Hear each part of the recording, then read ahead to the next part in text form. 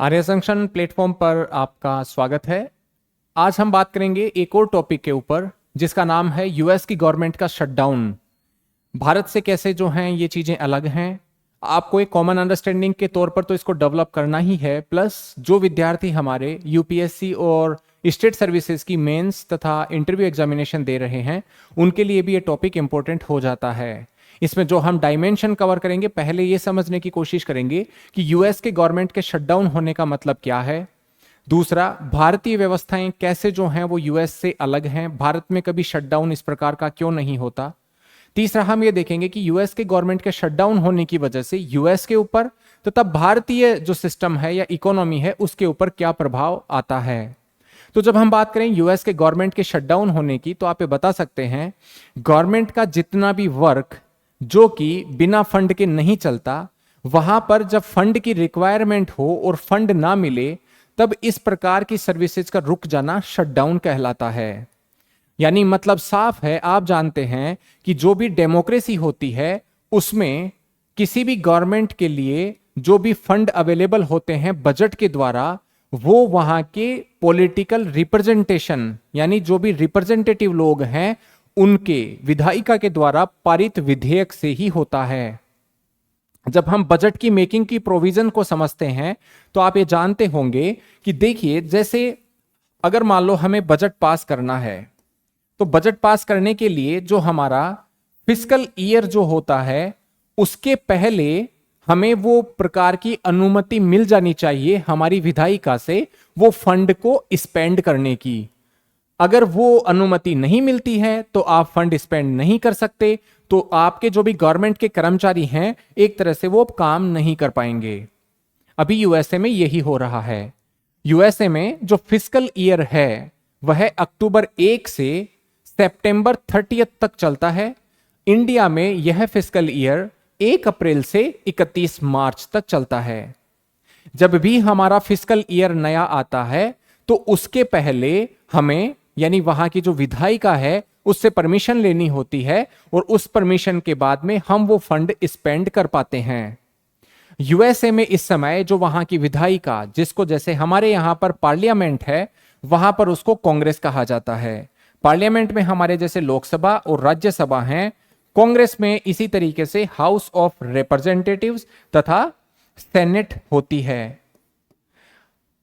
जब ये कांग्रेस जो है वहां पर इस सरकार के लिए, जो भी सरकार वहां पर होती है, अगर उस सरकार के लिए अपना बजट पारित नहीं करती है तो वहां की गवर्नमेंट का शटडाउन हो जाता है। तो मतलब जो है शटडाउन का ये है। आपसे कोई पूछे कि यूएसए की गवर्नमेंट का जो शटडाउन होता है वो भारत में क्यों नहीं होता, तो आप ये बताएं कि सर उसमें जो है वो फर्क इतना सा है। पहला, हमारे यहां पर जो है वो पार्लियामेंट्री, यानी जो अगर आपसे क्वेश्चन इस तरीके से भी पूछा जाए कि भारतीय व्यवस्थाओं और यूएसए की व्यवस्थाओं में ऐसा क्या फर्क है जहां पर इंडिया की गवर्नमेंट में किसी प्रकार का शटडाउन नहीं होता और यूएसए की गवर्नमेंट में जो है वो शटडाउन होता है। अब आप उसको बताएंगे कैसे, तो बताएं कि सर पहला जो कारण है वो हमारे पॉलिटिकल सिस्टम पर डिपेंड होता है। यानी हमारे यहां पर जो सरकार चलती है वो पार्लियामेंट्री संसदीय व्यवस्था से चलती है, जबकि यूएसए की जो चीजें हैं वो प्रेसिडेंशियल सिस्टम में चलती हैं। कहने का मतलब साफ है कि पार्लियामेंट्री जो व्यवस्था है उसमें मेजॉरिटी की जो पार्टी होती है, यानी जिस पार्टी के पास बहुमत होता है उसका मुखिया जो है वो सरकार चलाता है। तथा यह पार्लियामेंट्री सिस्टम के जो एग्जीक्यूटिव के लोग होते हैं यानी कार्यपालिका के लोग, ये कार्यपालिका के लोग जो हैं वो विधायिका के प्रति रेस्पॉन्सिबल होते हैं तथा विधायिका से ही आकर के ये एग्जीक्यूटिव यानी मिनिस्टर्स जो होते हैं वो काम करते हैं। यूएस की व्यवस्थाएं अलग हैं। वहां पर प्रेसिडेंशियल सिस्टम का मतलब यह है कि ज्यादातर अथॉरिटी जो प्रेसिडेंट डायरेक्ट इलेक्ट किए जाते हैं उनके पास है, लेकिन वहां पर जो एग्जीक्यूटिव होता है यानी जो मिनिस्टर्स वगैरह होते हैं वो वहां की विधायिका से या कांग्रेस से नहीं आते हैं, यानी कांग्रेस के प्रति रेस्पॉन्सिबल नहीं होते। इसका मतलब यह साफ है कि प्रेसिडेंट की जो भी पार्टी है, ये प्रेसिडेंट की जो पार्टी है वो बेसिकली इसका मेजॉरिटी में रहना कहां पर, जो मैंने अभी आपको बताया था कांग्रेस में, वो जरूरी नहीं है। इसके लिए जब जब भी यहां पर बजट पास करवाना हो तो पॉसिबल नहीं है, क्योंकि कांग्रेस में अगर इन प्रेसिडेंट की पार्टी की मेजोरिटी नहीं होगी तो आप वो बिल को पारित नहीं करा पाओगे। हमारे यहां पर जो है इस प्रकार की व्यवस्थाएं नहीं है, चूंकि पार्लियामेंट्री व्यवस्था है, मेजोरिटी पार्टी गवर्नमेंट है, और जो प्राइम मिनिस्टर आते हैं वो उसी मेजोरिटी पार्टी से आते हैं, और इस मेजोरिटी पार्टी की जो सरकार है उसको वहां की लोकसभा में और हो सकता है राज्यसभा में भी एक तरह से जो है वो मेजोरिटी प्राप्त होती है, इसलिए लॉकडाउन या शटडाउन जैसी स्थितियां नहीं आती। इसका दूसरा कारण आप समझें, आप बताएं कि सर जब हम बात करते हैं दूसरे रीजन की कि भारतीय व्यवस्थाओं में और यूएस की व्यवस्थाओं में क्या फर्क है, तो आप ये सीधा बता सकते हैं कि सर भारतीय व्यवस्थाओं में दो प्रकार के प्रोविजंस हैं। पहला तो मैंने बता दिया, दूसरा प्रोविजन जो है वो वोट ऑन अकाउंट का प्रोविजन है, यानी जब हमारा बजट पूरी तरीके से पारित नहीं होता है तो उसके पहले वहां की सरकार या स्टेट गवर्नमेंट भी बजट को कैसे यूज करें जब तक वो पूरी तरीके से पारित नहीं हो जाता, इसके लिए हम वोट ऑन अकाउंट की प्रक्रिया को अपनाते हैं, जो कि हमारे अनुच्छेद 116 का पार्ट है। तो ये जो संवैधानिक व्यवस्था है उसके तहत हमें अगर वो बजट पारित नहीं भी होता है तो उस पर्टिकुलर पीरियड के लिए हमें वो सरकार चलाने की अनुमति या सरकार के लिए फंड जो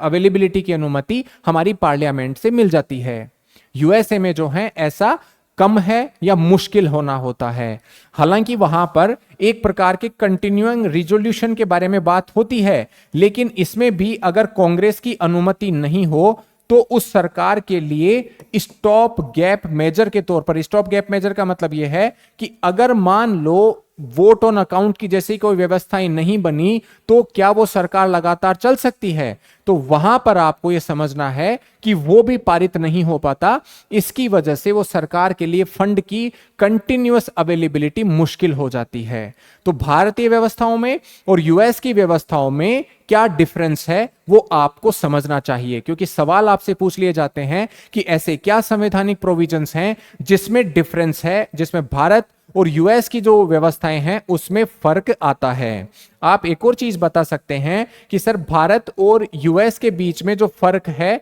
उसकी व्यवस्थाएं अलग इस तरीके से भी हैं, क्योंकि यूएसए में जिस प्रकार से दो पार्टी का सिस्टम चलता है ज्यादातर, जहां पर डेमोक्रेटिक लोग और जो रिपब्लिकन पार्टी वाले जो लोग हैं उनमें आपस में गिव एंड टेक के प्रोविजंस होते हैं, यानी थोड़ा बहुत डेमोक्रेट की अगर मान लो प्रेसिडेंट हैं तो रिपब्लिकन पार्टी वाले कुछ कहेंगे, उनकी बात मानी जाएगी और वो दोनों मिलकर के एक पर्टिकुलर मीडियम पाथ पर आ जाते हैं और वहां से जो है हम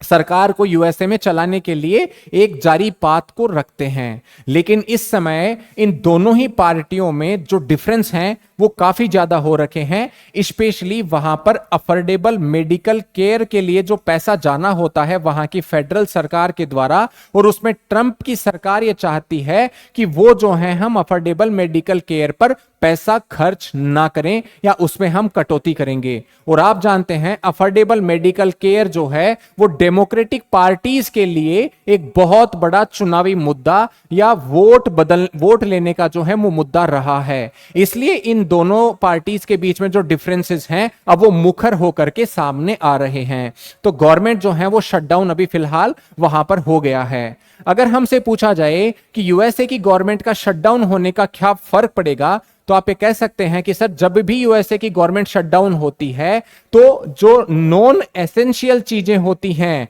या वो कर्मचारी जो कि नॉन एसेंशियल चीजों के बारे में सर्विस प्रोवाइड करते हैं वहां पर उनके ऊपर जो है वो संकट खड़ा हो जाता है, उनको पेमेंट नहीं मिलता। लेकिन जो एसेंशियल सर्विसेज हैं जैसे पोस्टल सर्विस हुई, मिलिट्री की सर्विस हुई, सिक्योरिटी के लिए मान लो कुछ चीजें चाहिए तो वो कंटिन्यू रहती हैं। लेकिन जैसे नॉन एसेंशियल चीजें हैं, चाहे वो वीजा के लिए हो, चाहे वो आपकी अन्य किसी चीज के लिए रिक्वायरमेंट हो, जैसे आपके नेशनल पार्क्स हो, म्यूजियम्स हो, इनमें जो है बेसिकली, या इवन आप जो एड प्रोवाइड करते हो अन्य कंट्रीज को, ये नॉन एसेंशियल चीजें गिनी जाती हैं। तो इसकी वजह से भी जो है अब इन व्यवस्थाओं के ऊपर रोक लग जाती है तथा करीबन करीबन एक अनुमान के मुताबिक यूएसए के शटडाउन के कारण करीबन 7,50,000 लोग जो हैं वो अब अफेक्टेड हो जाएंगे। उनकी फैमिली को जो सैलरी मिलती थी उसको नहीं मिलने की वजह से उनकी आजीविका के ऊपर जो है वो असर पड़ता है।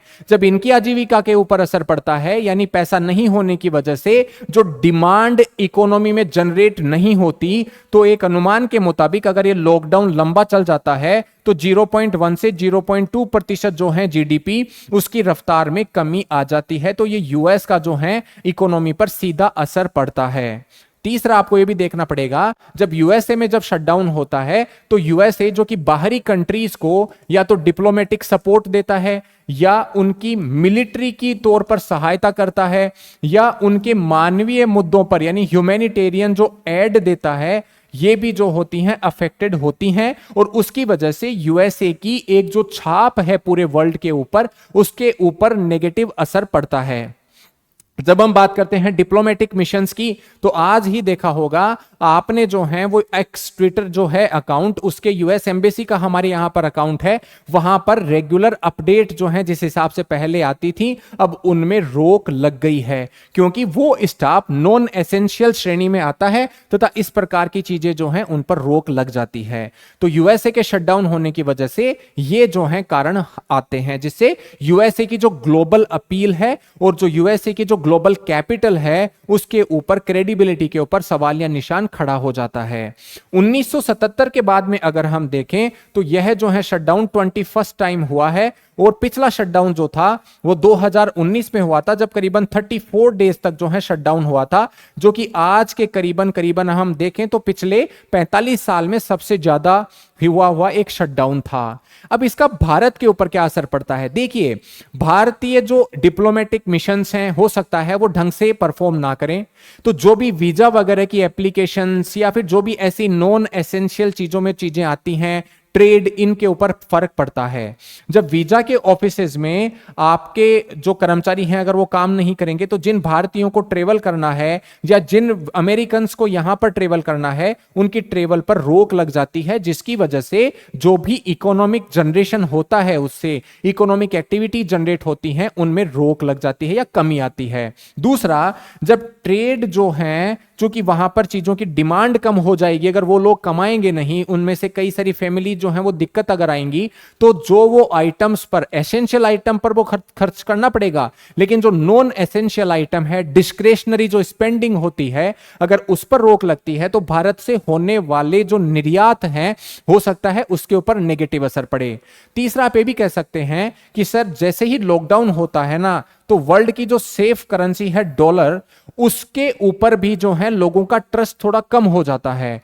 तो जब ट्रस्ट कम होता है तो डेफिनेटली इसका सीधा सीधा जो है वो नुकसान डॉलर की डिमांड में कमी होने के कारण भी होता है। तो हो सकता है भारतीय जो रुपया है उसको थोड़ा सा अपलिफ्टमेंट मिले। आप ये भी कह सकते हैं कि जो स्टॉक मार्केट है उनको भी थोड़ा सा समस्या होती है, क्योंकि जब इस प्रकार की समस्याएं होती हैं, यूएसए की गवर्नमेंट का शटडाउन होता है और अगर रिसेशनरी ट्रेंड अगर आ जाते हैं, तो लोग जो कि इकोनॉमीज में, ऐसी इकोनॉमी जो कि अभी प्रगति कर रही हैं, विकासशील इकोनॉमीज हैं, वहां से पैसा निकाल करके सेफ हेवंस में, गोल्ड में, इनमें इन्वेस्ट करते हैं, जिसकी वजह से शेयर मार्केट में भी, इंडिया के शेयर मार्केट से वो पैसा हो सकता है खींचे, जिसकी वजह से भारतीय स्टॉक मार्केट पर भी जो है वो एक नेगेटिव असर सामने आता है। अब आपसे पूछा जा सकता है, चलो ठीक है, यूएसए की गवर्नमेंट का जो शटडाउन है उसका एंड कैसे होगा? तो आप ये बता सकते हैं कि सर अगर वो कांग्रेस जो है वहां की, यानी वहां की जिस हिसाब से हमारे यहां पे पार्लियामेंट है, अगर वो कांग्रेस अब अक्टूबर 1 से लेकर के, जैसे मैंने आपको बताया ना कि वहां पर सितंबर 30 तक जो है फिस्कल ईयर चलता है, तो जब भी अब आगे जाकर के जो 12 महीने के अप्रोप्रिएशन बिल्स हैं अगर उनको पारित कर देगी वहां की कांग्रेस,